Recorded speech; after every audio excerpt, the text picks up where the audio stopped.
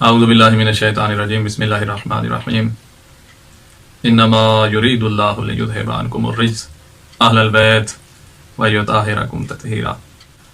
وہ جانب جو اہل بیت کی زندگی میں، محمد و آل محمد کی زندگی میں واضح طور پر سامنے آتی ہے، وہ ہے مخلوق خدا پہ ترس کھانا، مخلوق خدا کی خدمت، مخلوق خدا کے لیے اپنے دل میں رحم رکھنا۔ جناب زہرا سلام اللہ علیہا مخدومہ کائنات ہیں۔ پتہ چلا بیوی کو کہ میرے ارد گرد پڑوس میں کچھ ایسے لوگ بھی ہیں جو کمزور، ناتوان، بزرگ، بوڑھے، جو اپنا آٹا خود نہیں پیس سکتے۔ اس وقت وہ ہاتھ والی چکیاں پتھر والی ہوتی تھیں، تو جناب زہرا ان کمزور لوگوں کے لیے، ان بوڑھوں کے لیے اپنے گھر میں اپنی ہاتھ سے خود چکی چلا کر ان کے لیے آٹا پیسا کرتی کہ ہاتھوں پر اس چکی کے نشان پڑ گئے تھے۔ یہ ہیں اہل بیت۔ ایک بوڑھا اللہ کے رسول کی بارگاہ میں آتا ہے اور آ کے عرض کرتا ہے، یا رسول اللہ، بھوکا ہوں، غذا کی ضرورت ہے، اور دیکھ رہے ہو میرے تن پہ کپڑے نہیں ہیں، لباس کی ضرورت ہے۔ اس وقت اللہ کے رسول نے فرمایا، کون ہے جو اس کو لباس دے، کون ہے جو اس کو غذا دے؟ شاید اس وقت کسی کے پاس بھی کچھ نہیں تھا، تو اس بوڑھے کو یا تو اللہ کے رسول نے بھیجا یا کسی صحابی نے مشورہ دیا ہے کہ جا وہ دروازہ کھٹکا۔ وہ وہی دروازہ تھا جس پر اللہ کا رسول روزانہ صبح کی نماز کے بعد آ کر پڑھتا تھا، انما یرید اللہ لیذھب عنکم الرجس اہل البیت ویطہرکم تطہیرا۔ وہ آیا ہے، دروازہ کھٹکایا ہے، سوال کیا ہے۔ جناب زہرا نے اپنی گلے کا ہار، اور کچھ نہیں تھا بیوی کے پاس، یہ گلے کا ہار تھا، اتار کے اس کو دیا ہے، بہت خوش، اور آیا ہے اور کہہ رہا ہے کہ کوئی ہے جو یہ ہار خریدے۔ جناب عمار یاسر ایسے حبدار بھی تھے اہل بیت کے، پتہ چلا ہے کہ یہ ہار کس گھر سے آیا ہے۔ اس وقت تازے تازے کسی جنگ کی مال غنیمت جناب عمار یاسر کو ملی تھی، تو اس نے، بوڑھے نے کہا کہ یہ خریدو گے؟ تو انہوں نے کہا خریدوں گا، کتنے پیسے لے گا؟ تو وہ کہنے لگا، میں بھوکا ہوں، مجھے روٹی کھلا دے، جسم پہ لباس نہیں ہے، مجھے کپڑے دے دے، یہ ہاتھ تو لے لے۔ عمار یاسر نے اس کو کھانا بھی کھلایا، اس کو لباس بھی دیا، اور اس کو کافی مقدار میں درہم و دینار بھی دیے، مال بھی دیا۔ وہ ہار لیا، اس پر خوشبو لگائی، مسک کی خوشبو لگائی، اور ایک یمنی چادر میں اس کو لپیٹا، اور ایک غلام کے حوالے کر کے سب کچھ اللہ کے رسول کی خدمت میں پیش کیا۔ سید المرسلین نے اس غلام کو اسی دروازے کی طرف بھیجا کہ جا اور وہاں دے۔ وہ غلام آیا، دروازہ کھٹکایا، وہ چادر اس میں ہار دیا، اور وہ غلام بھی اسی کا ہوگا جس کو وہ ہار ملے گا۔ غلام جناب زہرا کے پاس آ گیا، بیوی نے اس غلام کو آزاد کیا، تو وہ غلام مسکرانے لگ گیا کہ کتنا بابرکت ہار ہے کہ جس نے بھوکے کو کھانا بھی کھلایا ہے، جس نے عریان کو لباس بھی عطا کیا ہے، اور ایک غلام کو آزاد بھی کیا ہے۔ یہ ہے اہل بیت۔ جناب زہرا کی مولا علی سے شادی ہوئی، سید المرسلین نے جناب زہرا کو لباس عطا کیا، دلہن لباس پہن کے آتی ہے، نیا لباس، پہلا دن ہے شادی کا، پہلا دن ہے شادی کا، خواتین آ رہی ہیں، مبارکباد دے رہی ہیں، جناب زہرا کے پاس آ رہی ہیں کہ ایک انصار میں سے ایک غریب فقیر گھر کی ایک بچی آتی ہے، اس کا لباس بہت پرانا تھا۔ سیدۃ النساء العالمین نے جب دیکھا کہ اس کا لباس کسی کام کا نہیں رہا، اپنا وہ لباس جو شادی کا لباس تھا، جناب زہرا نے اس کو دیا، اور اپنے لیے عام سے کپڑے جو پہلے تھے وہی پہن کے سید المرسلین تشریف لاتے ہیں، تو پوچھتے ہیں زہرا وہ لباس کہاں ہے؟ تو فرمایا، بابا میں نے اللہ کی رضا کی خاطر وہ لباس اس غریب لڑکی کو دے دیا ہے۔ یہ ہے اسی گھر کے اوپر بولتا، الحسن والحسین سیدہ شباب اہل الجنہ، میرے حسن و حسین جنت کے جوانان کے سردار ہیں۔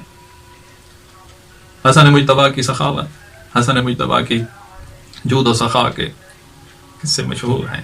آج بھی دسترخوان امام حسن مجتبیٰ لگاتے ہیں مومنین، تاکہ اس دسترخوان کو یاد کریں جو ان کے مولا لگاتے تھے غریبوں مسکینوں کے لیے۔ ایک دفعہ مولا حسن مجتبیٰ کا گزر ہو رہا ہے، ایک حبشی غلام، رنگت کا سیاہ، بیٹھا ہوا ہے روٹی کھا رہا ہے اور اس کے سامنے ایک حیوان کتا بیٹھا ہوا تھا. وہ ایک نوالا خود کھاتا تھا اور ایک اس کی طرف پھینک دیتا تھا, اور مولا دیکھ رہے تھے. مولا نے دیکھا کہ یہ غلام کریم النفس ہے, اس کے پاس ہے اور پوچھا یہ کیوں کہا رہا ہے؟ کہا مجھے شرم آتی ہے کہ میں کھاؤں اور مخلوق خدا جو ہے بھوکی رہے. مولا نے جب دیکھا کہ کریم النفس ہے, اسی وقت اس کے آقا کے پاس گیا, اس غلام کو بھی خریدا, اور جس باغ میں وہ رکھوالی کے لیے بیٹھا تھا وہ باغ بھی خریدا. پھر اس غلام کو آزاد کیا اور وہ باغ اس غلام کی ملکیت میں قرار دیا. مولا امام حسن مجتبی, امام مظلوم کربلا, جناب جعفر طیار کے فرزند عبداللہ بن جعفر, تینوں حج پہ جا رہے تھے. راستے میں پیاس محسوس ہوئی, صحرا ہے سارا. تو ایک خیمہ نظر آیا. جب وہاں گئے تو وہاں ایک بڑھیا ہے, اس سے کچھ مانگا کہ ضرورت ہے پانی وغیرہ مشروب. تو اس نے کہا یہ بکری ہے, اس کا دودھ لے لو اور پی لو. تو اس کا دودھ لیا, اس کو پیا. تو وہ بڑھیا آئی ہے اور یہ عرض کر رہی ہے کہ ایسے نہیں جانا, اسی بکری کو ذبح کرو اور اس کو کھا کے جانا ہے. ذبح کی, اس کو کھایا, چلے گئے حج کے لیے. یہ کہہ کر گئے کہ کبھی ہم قریش میں سے ہیں اور جب کبھی مدینہ آنا تو ہمارے پاس ضرور آنا. چلے گئے. اس بڑھیا کا شوہر جب آتا ہے دیکھتا ہے کہ کہتا ہے ایک ہی بکری تھی, اسی پہ گزر بسر ہو رہے, تم نے وہی دے دی, پتہ نہیں ان قریش کے سرداروں کو ہم مل سکیں گے نہیں مل سکیں گے. بہرحال ایک عرصہ گزر گیا. ایک وہ غریب ہو گئے, صحرا کے حالات خراب ہو گئے, ان کو صحرا چھوڑنا پڑا, اور ایک عرصے کے بعد مدینہ گئے اور وہاں پر کوئی کام نہیں ملا.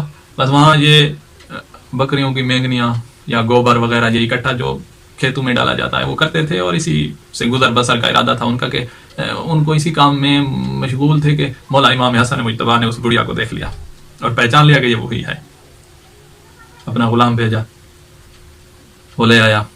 مولا نے 1000 بکریوں کا ریوڑ اور 1000 سونے کا دینار عطا کیا اور کہا کہ میرے بھائی حسین کے پاس بھی جاؤ. ادھر گئے تو مولا امام حسین نے بھی 1 ریوڑ 1000 بکریوں کا اور 1000 سونے کا دینار, اور کہا کہ ہمارے چچا زاد عبداللہ کے پاس بھی چلے جاؤ, وہاں سے بھی انعام و اکرام ملے. اور یہ کافی امیر ہو کر مدینہ چھوڑ کے واپس آتے ہیں. یہ زندگی ہے, خدمت خلق میں گزر رہی ہے. آپ کے پاک امام مظلوم کربلا جب کربلا جا رہے تھے, منزل زبالہ پر جہاں کنویں تھے, مولا نے جتنی مشکیں موجود تھی ساری بھری.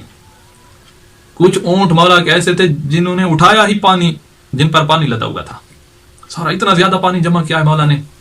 پتا تھا مظلوم کربلا کو کہ کچھ مہمان آنے والے ہیں, آ رہے ہیں. راستے میں مہمان اور کوئی نہیں تھے, وہ لشکر جو حسین سے جنگ کے لیے تیار ہوا اور حر کی قیادت میں آ رہا تھا. جب وہ راستے میں مولا حسین کے پاس پہنچے تو ان کی زبانیں پیاس کی وجہ سے لٹک رہی تھی, خشک زبانیں. اگر مولا ان کو پانی نہ پلاتے تو سارے ہی وہیں مر جاتے. مولا ان کو پانی پلانے کے لیے عباس کو کہہ رہے ہیں, اکبر کو کہہ رہے ہیں کہ ٹھیک ہے یہ ہمارے دشمن ہیں لیکن ہمارا کردار بہت بلند ہے. وہی اکبر وہی عباس پانی. ایک بندے کو مولا نے دیکھا جو اتنا لاغب ہو گیا تھا کہ وہ پانی بھی نہیں پی سکتا تھا, خود اپنی سواری سے اترے اور اس بندے کو اپنے ہاتھوں کے ساتھ پانی پلایا ہے. یہ ہے طریقہ کار اہل بیت کا. آپ کے پاک امام زین العابدین سے کسی نے پوچھا کہ مولا حسین کے سینے پر تو گھوڑے کی ٹاپوں کے نشان تھے کہ گھوڑے دوڑائے گئے تھے حسین کی لاش پہ, کچھ نشان مولا کی پشت پر تھے, وہ کون سے نشان تھے؟ تو اس وقت زین العابدین یہی فرماتے ہوئے نظر آتے ہیں کہ میرے بابا رات کے وقت غذا کی, آٹے کی, گندم کی بوریاں اپنی پشت پہ اٹھاتے تھے اور فقراء اور غرباء کے دروازوں تک پہنچاتے تھے, اور حسین اتنا پہنچاتا رہا ہے کہ حسین کی پشت پر ان بوریوں کے نشان پڑ گئے تھے, ان بوریوں کے نشان پڑ گئے تھے. یہ ہیں اہل بیت. خوش قسمت ہیں وہ لوگ جو آج اپنے آئمہ کے زندگی کے اس طریقہ کار کو سامنے رکھ کر مخلوق خدا کی خدمت میں مصروف ہیں. اس سے بڑی کوئی اور سعادت ہو ہی نہیں سکتی. اگر ہم اسلام کا خلاصہ کریں تو اس میں 2 چیزیں نظر آئیں گی, ایک اللہ کی عبادت اور دوسرا مخلوق خدا کی خدمت. مبارک ہو ان لوگوں کے لیے وہ اجر و ثواب جو اس خدمت کے بدلے رب العالمین نے ان کے لیے بروز محشر تیار کر رکھا ہے.